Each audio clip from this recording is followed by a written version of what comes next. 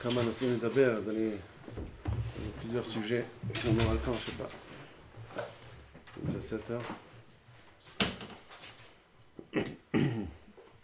Parashat Yitro, la fameuse parashat de Matan Torah.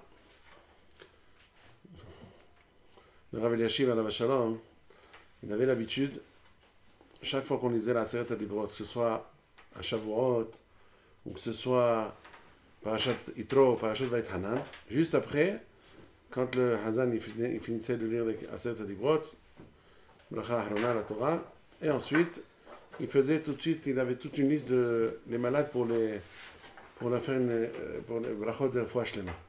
Pourquoi? Il est étant donné que du temps du matin Torah, quand la Torah a été donnée, tous les malades ont guéri. Alors ça veut dire que c'est un moment qui est propice. Quand on donne la Torah, ça guérit. La Torah, elle guérit tout. Alors il dit c'est la même chose. Même de nos jours, à chaque fois qu'on lit la Kriyat Torah, la Aseret HaDibrot, quand Akadosh Baruch Hu a donné la Torah, c'est un moment propice pour prier pour les malades. Donc c'est déjà un grand zchut que nous avons, Bezrat Hashem, ce Shabbat, quand on lira les Aseret HaDibrot. Chacun qui a une liste de malades pour faire la tefila aujourd'hui, Betor Kol Cholei Amo Israël, avec tout ce qui se passe aujourd'hui, il faut vraiment prier beaucoup pour que le Baruch Hu Yazor. Deuxièmement, c'est l'occasion de se renforcer. On reçoit la Torah, il faut se renforcer. Comme la Gemara dit, Arba'at Dvarim Tzrichim Hizuk. Il y a 4 choses qui méritent un renforcement.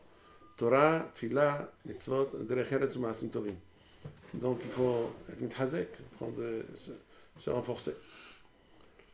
Im Shamoa Tishme'u, Mitzvotai, Veshamata Kol Chukai, Ata im Shamoa Tishme'u Bekoli, שמרתם את בריתי, והייתם לי סגולה מכל העמים, כי לי כל הארץ. Donc on a, בעזרת השם, de faire un renouveau, un nouveau commencement.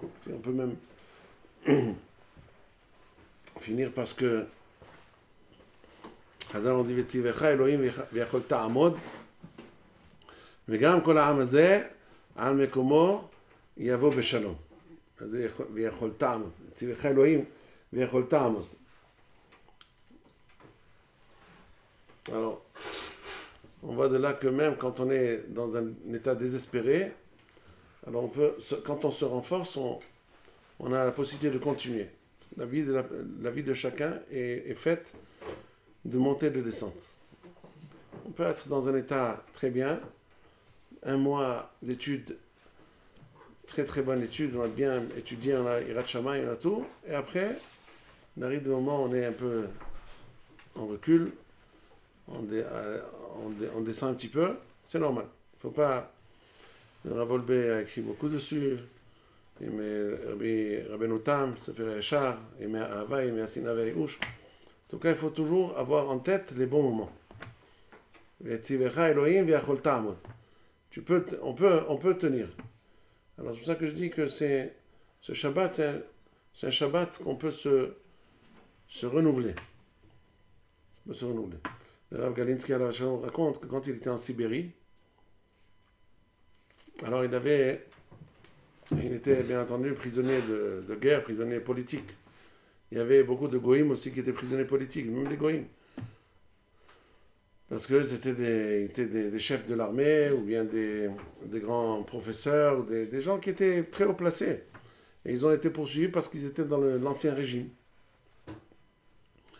Alors, ils voyaient le Rav le soir quand on dormait. Lui, comme les tzadikim, ils ont la tête tout le temps... Même quand ils dorment pas vraiment. Ils ont des shelot, des kushot, des tirutzim, des mahshavot, des Akadosh Baruch Hu. Alors, il avait... Au milieu de la nuit, des fois, il se réveillait, il voyait un des goïms là-bas, il faisait quelque chose de bizarre. À un moment, il enlevait son pyjama, ou bien, peut-être qu'il faisait froid, il mettait sur son pyjama, il prenait un sachet dans lequel il y avait des habits, il mettait des habits sur lui, et il se regardait devant, il se mettait devant une glace, il se regardait dans la glace, il faisait comme ça, après, il enlevait les habits, il les remettait dans le sachet, il retournait dormir. Il pensait que personne ne le voyait, tout le monde dormait, tout le monde ronflait. Mais le Rav Ganensky l'a remarqué une fois, deux fois, trois fois. Il dit, il faut que je lui montre qu'est-ce qui se passe, pourquoi il fait ça. Il n'a pas l'air d'être un fou, il doit y avoir quelque chose dedans.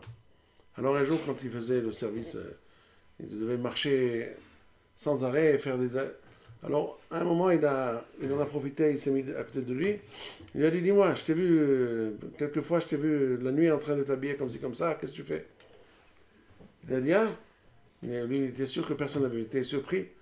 Il a dit, non, non, tu dois me dire, tu dois me dire. Bon, il a insisté, finalement, il a dit. Il a dit, moi, j'étais un très haut gradé dans l'armée de Pologne. Et donc, plus on était haut gradé, et plus les Russes, quand ils ont gagné la guerre, ils ont pris les prisonniers de guerre, plus la personne était un soldat simple, on n'embêtait pas beaucoup. Mais celui qui était très haut gradé, on l'avilissait. On lui donnait il fallait lui faire des grands bisionotes. C'est lui qui devait faire le parterre, c'est lui qui devait faire toutes les choses, les besognes avilissantes, c'est lui qui le faisait. Donc mentalement, psychologiquement, il devenait de plus en plus faible, il devenait de plus en plus mélancolique, et il craignait d'arriver à un stade où il perdrait même la raison. Alors il a décidé de faire ce stratagème-là. Comme il a réussi à faire venir avec lui en captivité ses habits de colonel, je ne sais pas, de général, je ne sais pas ce qu'il était, alors il a dit, au milieu de la nuit, pendant que personne ne me regarde, je m'habille pendant 2 minutes avec mes grades. Et je fais comme si j'étais encore à la tête de milliers de soldats, comme il était à la tête de milliers de soldats. Je me conduirais comme si j'étais pour me remémorer les bons moments où j'étais. Et pour ne pas perdre espoir qu'un jour je reviendrai à ce stade-là. Sinon, on y sera ce shalom. Alors le Rav Ganensky a dit, j'ai appris de cela un enseignement extraordinaire. C'est ça le Tzerara. Nous tous, nous avons des neshamot, des âmes qui veulent faire du bien. Notre âme, nos âmes sont des étincelles divines. Donc c'est du bien. Et la maille. Le Tzerara, il a réussi à nous tâcher de temps en temps. Il nous a mis dans des nisyonotes. Il nous a pris par surprise et on s'est fait avoir. Donc si on est tombé. Le Tzerara, après qu'on est tombé, il va nous montrer de plus en plus. Ah, donc on ne voit rien, on n'arrivera jamais à quoi que ce soit de bien. Donc on est mauvais, donc ceci, donc cela. Et c'est ça le plus grand Tzerara. Le vrai Tzerara, c'est pas celui qui nous a fait trébucher la première fois. Ça, c'était rien que la préparation au vrai Tzerara qui ne veut pas nous laisser nous redresser, nous remonter et remonter la pente. C'est ça le vrai Tzerara. C'est-à-dire qu'il peut même, à la rigueur, pardonner pour la avéra qu'on a faite parce que bon, on était pris par surprise, etc., etc. On n'était pas assez près. Le Tzerara nous a, peut-être que même lui a donné l'ordre de nous faire trébucher pour voir comment on va se redresser. Ça peut arriver. Et donc l'essentiel, c'est de se remettre sur pied. Comment se remettre sur pied? Comme il a fait ce général-là. Il se rappelle les bons moments où il était chef, où il était à la tête de l'armée. Et comme ça, il dit, voilà, je suis quelqu'un de bien. Ma vraie personnalité, c'est celle qui était là-bas, quand j'étais à l'armée. Aujourd'hui, on me fait des misères, on essaie de m'avilir, de m'amoindrir. Eh bien, je ne me laisserai pas faire. Je resterai toujours avec la mémoire, le souvenir que je suis quelqu'un de haut gradé. Je ne suis pas arrivé à être haut gradé pour rien. C'est parce que j'ai fait des efforts, c'est parce que j'étais bien classé, j'avais de bonnes structures. C'est comme ça que je suis arrivé. Ah, on a perdu la guerre, ça c'est autre chose. Les Russes sont plus forts. Bon, ça ne veut pas dire que je ne suis pas bien. Donc je reviendrai à là où j'étais. C'est ça aussi. Il faut toujours avoir des moments où on se rappelle. Alors Akshbourou nous a donné Parashat Yitro, qui est un point de repère pour se renouveler. Alors, Parashat Yitro, elle s'appelle Parashat Yitro. Plusieurs personnes, hier soir, j'étais dans un cours que j'ai donné, on m'a posé la question, comment ça se fait que Yitro, un goy qui a été Oved Avodah Zarah, comment il a pu devenir une paracha entière à son nom? Comment c'est possible? Bon, c'est pas une grande couche à la vérité, parce que Bala, qui était vraiment un rachat, il a une paracha en son nom. Korah, il a une paracha en son nom. Yitro, grand tzaddik. C'est pas la Kusha sur ça. La Kusha, quand on arrivera par la Chat Korah ou Yitro ou Balak, c'est là-bas qu'il faut poser la question. Mais ici, Yitro, c'est un grand tzaddik. La question n'est pas du tout difficile à répondre. Très facile. Yitro, c'est quelqu'un qui a laissé tout le kavod qu'il avait.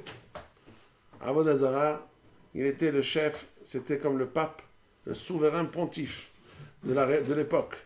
Il avait tout le kavod, tout le truc, il avait certainement beaucoup de gens qui le servaient. Il est arrivé un moment, quand il a découvert que toutes les Avodot Zarot, il a tout essayé, toutes les Avodot Zarot, il les a essayées. Jusqu'à ce qu'il a trouvé que tout était des bêtises, et il a découvert Akadosh Baruch Hu. Et là, un jour, il a posé les clés, il a dit, je démissionne, je ne veux plus être votre... Pourquoi? Tout ce qu'on a fait jusqu'à présent, c'est des bêtises. Avodah Zarah, des bêtises. C'est Akadosh Baruch Hu qui existe. Qu'est-ce qu'ils ont fait? Ils n'ont pas accepté. Quoi? Si c'est comme ça, ils l'ont mis en quarantaine, carrément. Plus personne ne voulait même plus le servir. Avant, il y avait des bergers. Qui c'est un Cohen Midian envoie ses filles pour chercher de l'eau dans les puits? C'est ça son kavod? Il a des bergers, il a des serviteurs. Non, ses filles ont été chercher l'eau. Comment ça se fait? Et en plus, les bergers ne les ont pas laissés. Ils ne leur laissent pas prendre de l'eau. Ah, c'est pour ton père, ce renégat, on ne veut plus entendre parler de lui? Non. Ils n'ont pas voulu. Jusqu'à ce que Moshe Rabbeinu est venu. Alors comment il a reçu ce mérite-là? Mida keneged mida. Justement parce qu'il a fait cette Messirut Nefesh. Il a su qu'il devait renoncer à toute sa grandeur, à tout son confort. Et pourtant, il a été avec le Emet. C'est pas facile. Très difficile. Alors qu'est-ce qu'il a fait avec le Baruch Hu? Justement, avec soi-disant ce que les Goïms ont essayé de le punir, qu'il n'est plus de serviteur, que personne ne puisse le servir, qu'il doit aller se servir lui-même. Et même, on lui fait des histoires, on ne laisse pas ses fils se servir au puits. C'est là-bas, et grâce à cela, qu'il a trouvé son hatan, qui était le plus grand hatan que chacun peut se bénir d'avoir un hatan comme ça. Se féliciter d'avoir un hatan comme ça. Moshe Rabbeinu.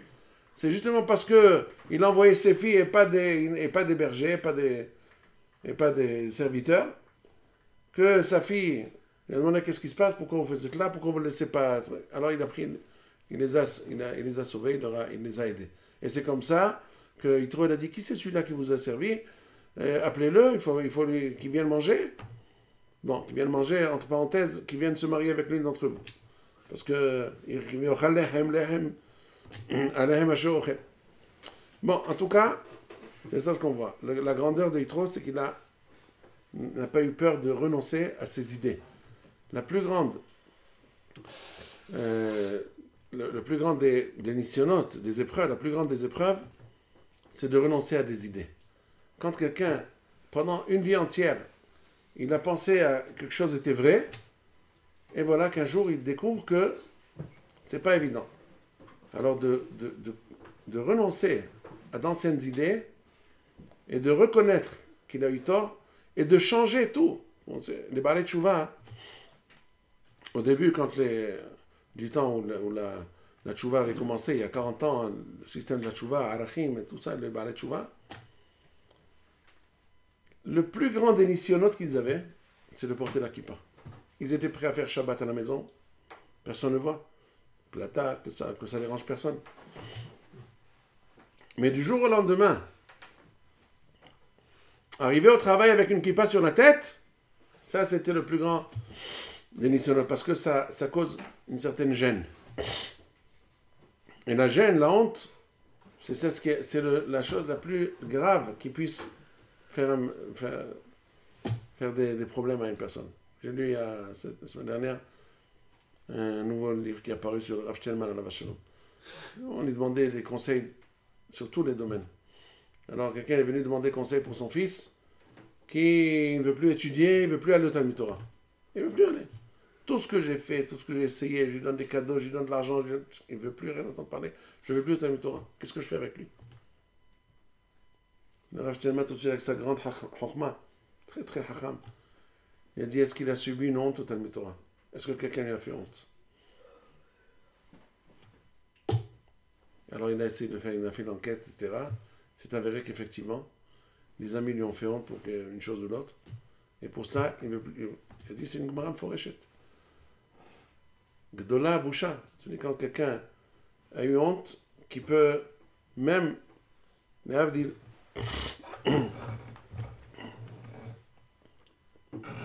grands hérétiques, ceux qui ont quitté le judaïsme pour aller ailleurs, comment ça a commencé? Parce qu'ils ont une grande honte. Ils ont subi une grande honte. Alors cette honte-là, ils n'ont pas pu la tolérer, ils n'ont pas pu la subir, l'assumer. Et ils ont dit, bon, si c'est comme ça, ils vont chercher ailleurs. Donc la boucha est très très forte. Donc renoncer à des idées qu'on avait jusqu'à présent, c'est un grand nisayon. Et c'est pour ça que justement, tout effort mérite salaire. N'est-ce pas? Alors voilà, Yitro, il a fait un effort suprême. C'est pour ça d'ailleurs, entre autres, il y a d'autres qui sont mefarshim. Pourquoi la Torah a nommé cette paracha au nom de Yitro? Eh bien justement, c'est à cause de ça. Parce que Yitro, il a eu ce surplus par rapport au Béné Israël. Tout le clan d'Israël, ils ont reçu la Torah sans faire un effort spécial.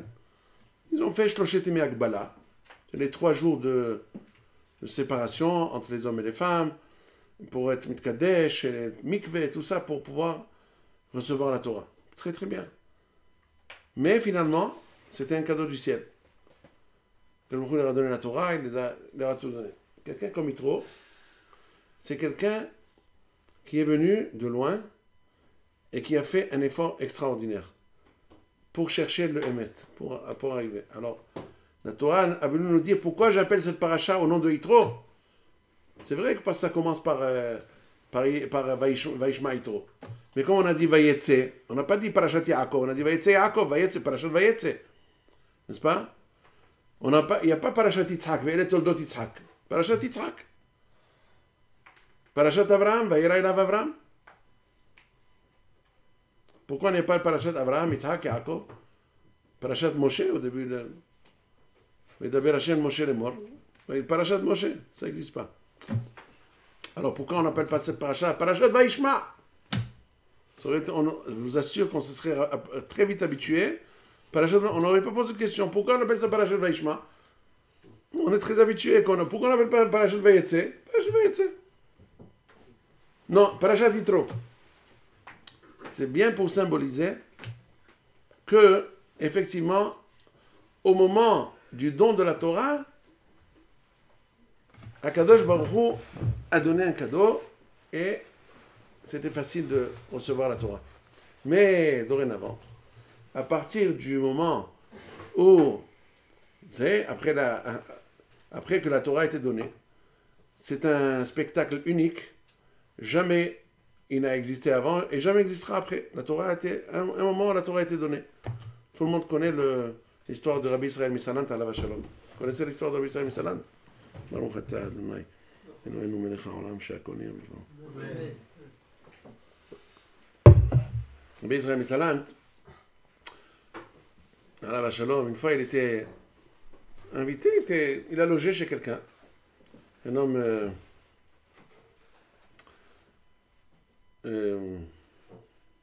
Baal Bayit, et sa fille est venue. Une fillette qui était en classe, elle est venue, elle a présenté, elle était spécialiste dans un instrument de musique, je ne sais pas si c'est le piano, quelque chose comme ça. Elle a commencé à jouer. Et Rabbi Israël Misalant, c'est une histoire que je n'ai pas lue il n'y a pas longtemps, c'est une histoire très connue depuis longtemps, mais dont je ne connais pas, je n'ai pas en tête les détails. Mais environ c'est comme ça. Elle a commencé à jouer le piano. Alors, le Rabbi Israël Misalant lui a dit tu sais bien jouer, est-ce que tu peux me montrer ton diplôme, est-ce que... Il a dit non, je dois te demander mon diplôme, moi je l'ai reçu depuis... Enfin, peut-être l'histoire a commencé par le fait que le Baal Habayit a posé la question au Rav Israël Missanan, quelle est la preuve de Matan Torah? Si Akadosh Baruch Hu maintenant il veut nous prouver que la Torah est vraie, il n'a qu'à nous se dévoiler comme il s'est dévoilé au Matan Torah. C'est ça environ la question qui était à Bareka. C'est-à-dire, c'est la question qui s'était posée ce jour-là chez le Baal Habayit, qui était Baal Habayit. Il a posé la question. Pourquoi il n'y a pas chaque année, pourquoi de temps en temps, Akadosh Baruch Hu ne fait pas un nes, il ne se dévoile pas pour qu'on puisse être sûr que la Torah existe, que la Torah existe, que la Torah... Pourquoi pas? Alors le Rav Israël Salant, il a attendu le moment propice. Quand la fille elle est venue, elle a commencé à jouer le piano, comme ça. Alors le Rav où il a parlé à elle, il a parlé à son père. Il a dit, est-ce que son père, il a dû lui dire, ma fille, elle s'y connaît. Elle dit, ah bon? Alors si elle s'y connaît, est-ce que qui me prouve qu'elle est diplômée, etc. Je voudrais voir son diplôme. Alors il a demandé à ta fille de montrer le diplôme. Alors sa fille, elle s'est vexée. Elle a dit quoi? Il me croit pas, je n'ai pas besoin de montrer mon diplôme. Voilà, je sais jouer, tout va bien, pas besoin de montrer. Elle a dit voilà, ça c'est la réponse à ta question. Si tu crois que il a besoin de se dévoiler à chaque fois pour montrer qu'il existe, non. Tout le monde voit que le monde se dirige, il y a Shamaim, Aretz, Kochavim, le monde continue. On voit tous la Chokhma, une Chokhma divine de Akadosh Baruch Hu. Il ne peut pas à chaque fois demander. Donc, le Matan Torah, c'est quelque chose d'unique. C'est pas quelque chose qu'on répète. Une fois que je vous ai dévoilé dans l'histoire, et nous, avec ça, on suit, et on ne peut pas à chaque fois répéter.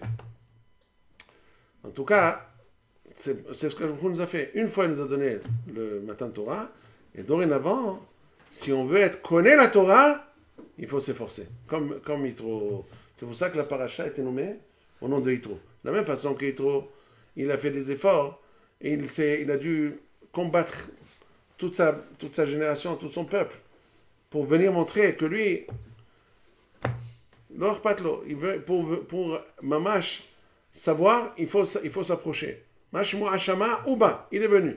Avant, il y a un des noms de Yitro, c'est Yeter. Pourquoi il a ce Vav-là? Le Vav, c'est pour nous montrer Uba, il est venu. Parce que entendre tout simplement, c'est pas suffisant. Pas suffisant d'entendre tout simplement. Parce que il y a beaucoup qui ont entendu, mais ils n'ont rien fait. Shamo Amim, Irgazun, Heila Hazush Blashem, ils n'ont rien fait. Qu'est-ce qu'ils ont fait? Pire encore, Amalek, il a entendu, il est venu faire la guerre. Donc entendre, c'est pas suffisant. Il a fait l'effort de venir vérifier. Rahim Akadosh l'a dit on voit de là qu'il était Ohev Israël. Parce que Mashemo Hashamava, Atayadat, Vaishma et Kol Asher Asa, Elohim le Moshe Israël Amo. Il a entendu tout ce qu'il a fait. Il dit quand quelqu'un déteste un autre, il ne peut pas entendre du bien de lui. Quand on lui dit, on lui a fait des nissim, il ne peut pas le voir. Donc ne lui parle pas de bien de lui. Mais là, il a accepté d'entendre le bien. Il a entendu le bien. Il a demandé à savoir les détails. Donc on voit qu'il était bien intentionné. Il a cherché le Hémet, il est venu, il a fait tous les efforts qu'il fallait faire. Et c'est comme ça qu'on peut avoir la Torah. Rien qu'avec les efforts. S'il n'y a pas les efforts, si on n'est pas mit Hametz, on ne peut pas avoir. Sinon, on peut rien qu'entendre. Entendre tout simplement, c'est rien du tout. C'est comme entendre de la musique. À quoi ça sert? Si on n'est pas mithaber, on n'est pas mitalé avec la musique là qu'on entend.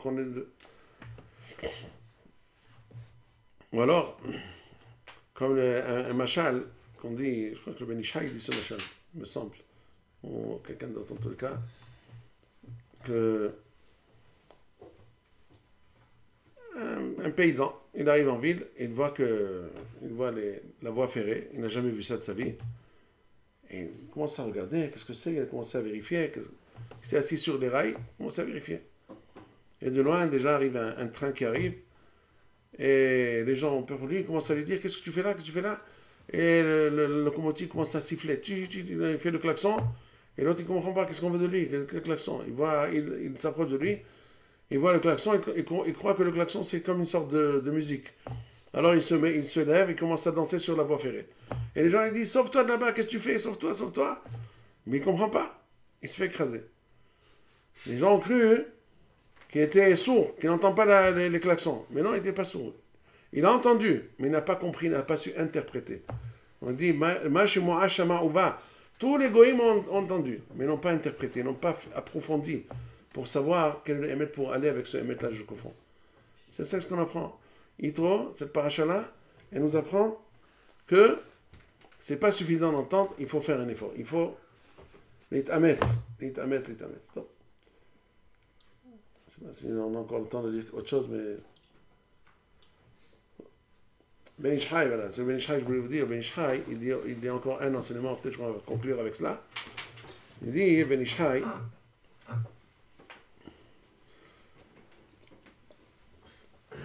ça correspond aussi à Yitro, mais il y a encore autre chose, c'est écrit dans la paracha, Yadata ki Hashem ekra b'shamayim mima'al ve'al haaretz mitahat. Ben Ish Chai dit, b'shamayim mima'al. B'shamayim mima'al, ça veut dire quand il faut voir ce qui est en dessus de toi. Bashamaim, barouhaniyut, en ce qui concerne le spirituel, regarde ce qui est plus fort que toi, plus haut que toi. Vise ce qui est plus fort que toi. Quand tu es quelqu'un, quand tu vois les gens, la gashmiyut, moi j'ai pas assez, je voudrais faire un peu plus, regarde ceux qui sont pires que toi. Comme ça tu seras toujours tranquille et serein. Si tu cherches dans la gashmiyut ceux qui sont mieux que toi, tu veux faire comme eux, tu n'arriveras pas loin. Tu regardes dans la rouhaniyut ceux qui sont plus faibles que toi, tu dis, ah, moi, Baruch Hashem, je suis mieux que lui en tous les cas, tant mieux, ça suffit, je n'ai pas besoin de plus que cela. Non. Le contraire. Bashamaim, ima'al. Ve'al haaretz mitahat. Il dit, Basham al-heba davar domeh. Un serviteur qui était sot, il n'y avait pas de chokhma. On lui a demandé, comme il y avait une échelle entre les deux, entre la villa de son maître et l'autre villa. Il a eu peur que des fois des voleurs peuvent utiliser l'échelle ou bien les escaliers, là-bas c'était des escaliers, qui risquent de rentrer pour voler. Alors il a dit, écoute, je voudrais que tu m'enlèves tous les échelons, c'est une échelle attachée au mur peut-être, tu m'enlèves tous les échelons de cette échelle-là. Qu'est-ce qu'il a fait?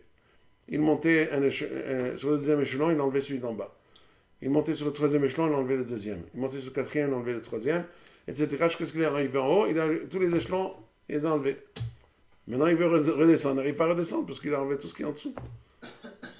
Il a commencé à crier, ils sont venus le voir. Qu'est-ce que tu as fait? J'ai enlevé les échelons, mais j'arrive plus à descendre. Il dit, oui, c'est pas comme ça qu'on fait. Il fallait monter jusqu'en haut, tu enlèves échelon par échelon, tu descends, comme ça tu finis. Il dit, ah bon, j'ai compris. Quelque temps après, le maître lui dit, maintenant, tu sais, il y a un puits là-bas, il y a aussi une sorte d'échelle dedans, et les enfants, ils descendent chaque fois pour s'amuser là-bas, j'ai peur qu'ils tombent et qu'ils se cassent la figure, comme ça. Il faut enlever aussi les échelons de cette échelle-là. Qu'est-ce qu'il a fait? Il a fait comme on lui a appris. D'abord, tu enlèves l'échelon d'en haut, après tu descends, tu enlèves l'échelon d'en bas, tu descends, parce qu'il s'est retrouvé en bas du puits. Maintenant, il veut remonter, il n'y a plus d'échelon. Il dit, ah, au secours. Ils ont dit, pourquoi tu es bête? C'est pas comme ça qu'il fallait faire. Bon, en tout cas, c'est le Machad. Il dit, le Ben Ish Chai, c'est comme ça. Il a dit, mais la dernière fois, on m'avait dit qu'il fallait enlever d'abord ceux d'en haut. Il dit, oui, d'accord, mais ça, quand tu es en bas, tu enlèves ceux d'en haut d'abord. Maintenant, quand tu es, c'est pas le contraire. Ça, c'est dit, il faut savoir, voilà, de savoir comment on apprend de chacun. Bashama imimal, dans la Rouhaniyut, il faut chercher toujours ce qui est plus fort. Ve'al haaretz mitahat. Maintenant, je vous dis encore, vous dire quelque chose, un bon maasé, parce que j'ai trouvé un endroit des maasiot sur les tzadikim, des sfaradim. On a beaucoup l'habitude de rencontrer sur les tzadikim ashkenazim. C'est pas ce qui manque, bon Hachem. Mais des fois, il faut savoir, parce que les sfaradim n'ont pas écrit.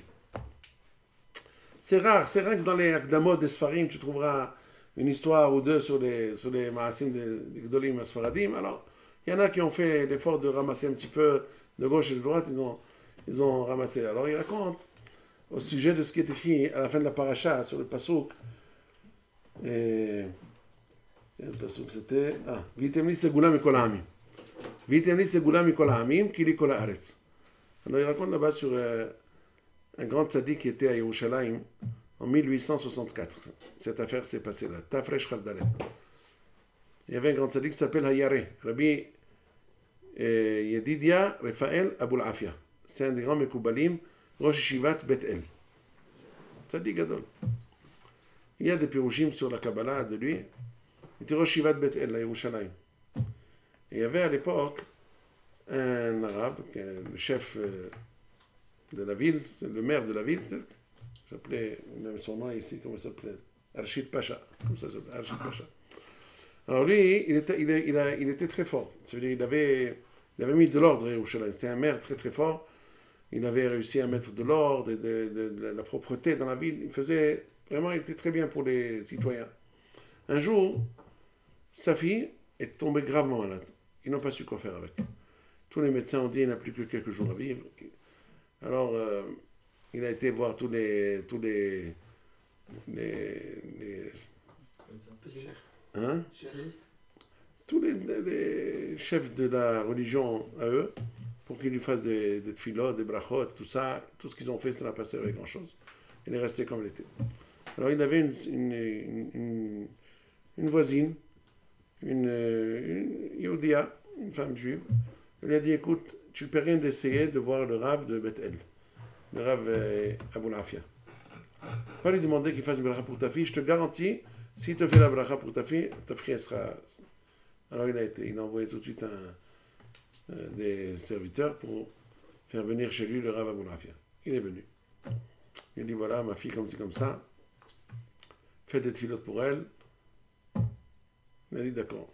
Il a dit, on va faire Kiddush Hashem, on va essayer de faire... Il a pris 10 Mekoubalim, ils sont descendus au Kotel.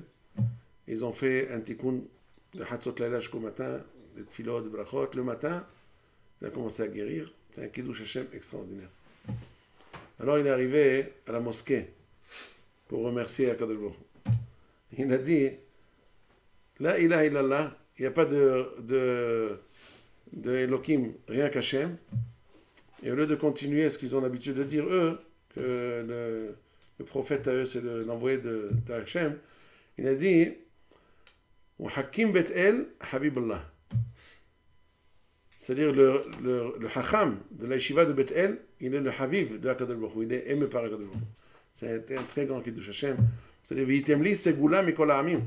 Quand on étudie la Torah, on arrive à des madrigot, de Gdusha, de Tahara, qu'une bracha qu'on fait, des tfilotes qu'on fait, elles sont exaucées, ça c'est Segula Mikol Ha'amim. C'est ça ce que Akadosh Baruch Hu attend de nous. Que Be'ezrat Hashem, quand on étudie, on apprend la Torah, Be'ezrat Hashem, on arrive à ces madrigot-là. Hashem Zakenu, Baruch Adonai L'Olam. Amen.